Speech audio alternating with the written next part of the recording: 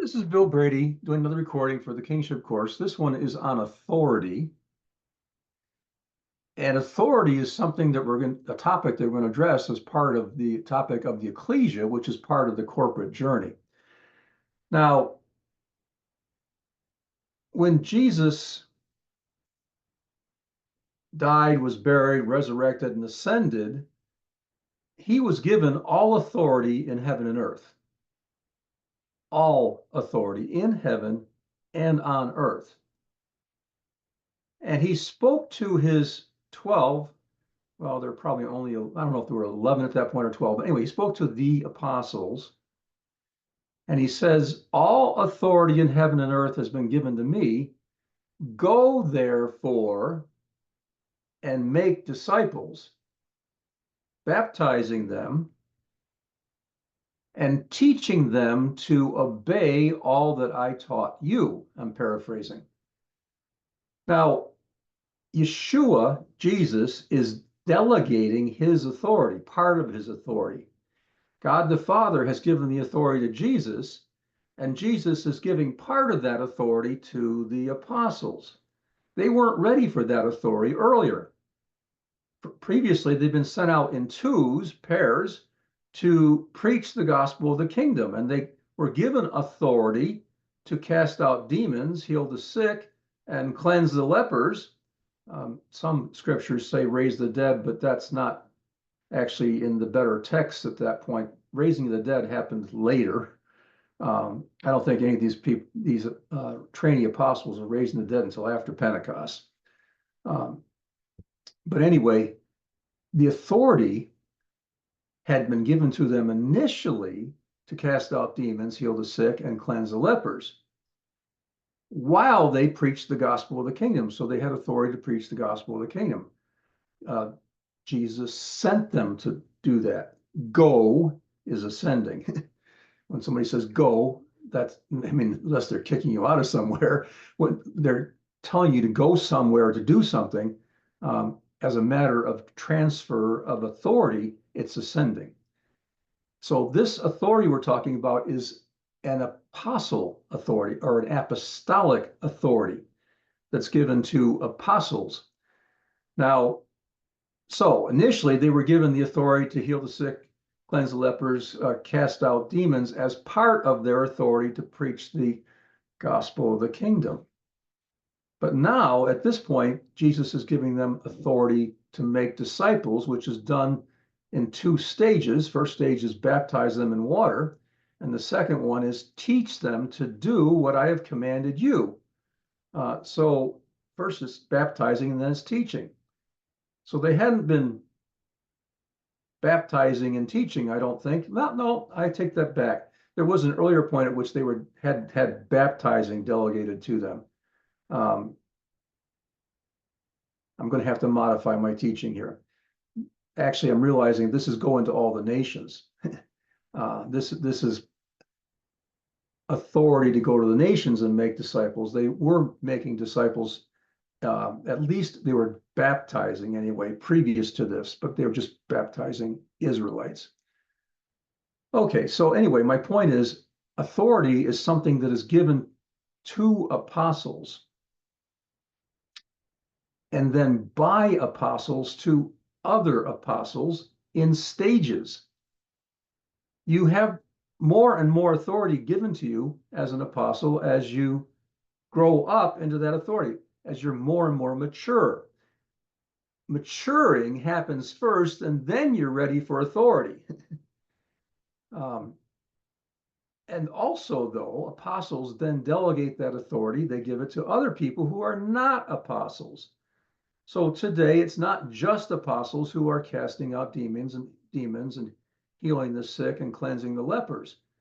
This is something that many others are given to do who are not apostles, but they are given that authority by an apostle.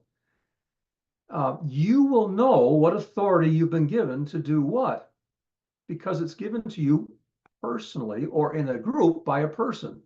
God personally gave authority to Yeshua, all authority in heaven and earth.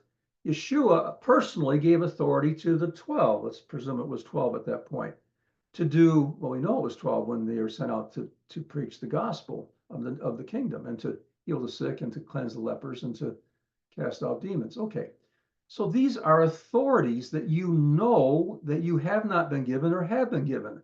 It's not given to you just because you read it in scripture. That's just not the way it works. It's given to you because you are ready to have it given to you. And it's given to you by Jesus or someone else functioning as an apostle with Jesus's permission to give that authority. And authority is something that's progressive. You're given more and more authority as you are more and more mature, ready to be given that authority. Now let's talk about power. There's authority and then there's power. You don't have power unless you have authority. And because you have authority, then when you speak and do, the supernatural power is there to make it happen. You can look at a situation and realize that power is not there. Individually, you can know that power is there or not. Jesus knew when power was there for him to heal the sick and when it wasn't. Sometimes it was and sometimes it wasn't. He knew that. And he knew when power transferred from him to someone else to heal the sick. The one lady who touched him in a crowd, he looked around and said, "Who touched me?" He knew because the power had gone out of him that somebody had received that power, which then did the healing. So we have position and maturity prepares us to be given authority. We are then personally given authority, and in some cases it's transferred with the laying of hands. Sometimes it's just transferred with a spoken word. And then when there's authority, power will be present some of the time. Excuse me, don't bother trying to function in authority if the power is not present. Nothing's going to happen.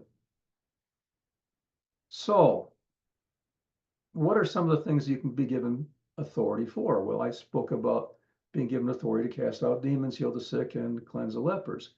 There are also, with respect to another group of apostles, the 70 or 72, Yeshua gave them authority to trample on snakes and scorpions and said that none of the power of the enemy would hurt them. Now, none of the power of the enemy will hurt them as long as you stay within protocol, once that authority has been given to you.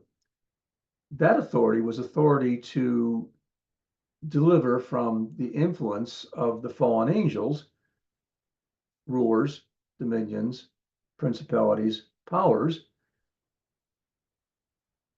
Fallen angels influence your thinking, your mindset, and the mind of Christ is something the exact opposite of what they put in you. They put in you the mindset of the world, and even believers are influenced by this,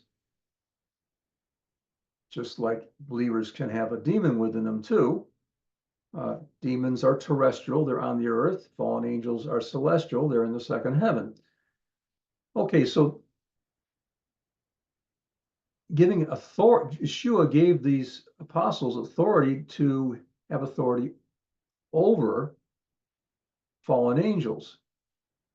Now, don't go out and start railing against fallen angels of any kind, because scripture clearly tells us to have respect for them. They were given authority by God, and they're still in places of authority over unbelievers or believers who are allowing them to give them a mindset that is that of the world and that of the devil. Okay, so my point is that Michael, when he contended with the devil over the body of Moses, did not speak against the devil in any way. He said, "The Lord rebuke you. The Lord rebuke you." This is an archangel who is not going to slander or speak against a fallen angel. He said, "The Lord rebuke you." There's two places in scripture that caution us very, very clearly against being boastful or arrogant and speaking against fallen angels. Okay, but my point is that authority with respect to fallen angels is something that was given to apostles. And they went out and then rejoiced and came back and talked about how the demons were leaving people, and also that Jesus, when they were telling them all about this, said, I saw Satan falling from heaven like lightning.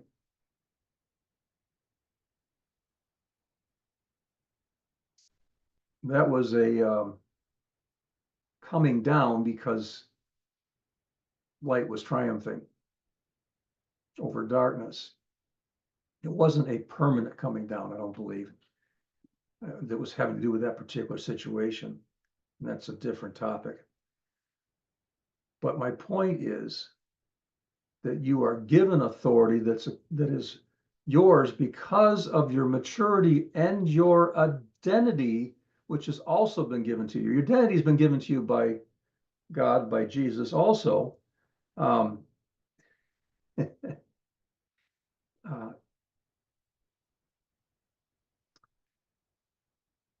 your authority goes along with your identity, and then power goes along with authority. And power is present sometimes and is not present. Don't try to function without the power. Don't assume that you've been given authority. Authority is given to Jesus. Jesus delegates it to apostles. Apostles delegate it to other apostles in the process of training. Apostles who train apostles, and that's not every apostle, delegate that authority and training.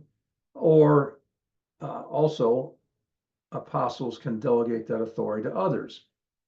But my point is, you know when you have authority and when you don't. Just don't assume that just because it's written in scripture that you've got that authority. Know that you've been given that authority, and then also know that the power goes along with the authority. Okay.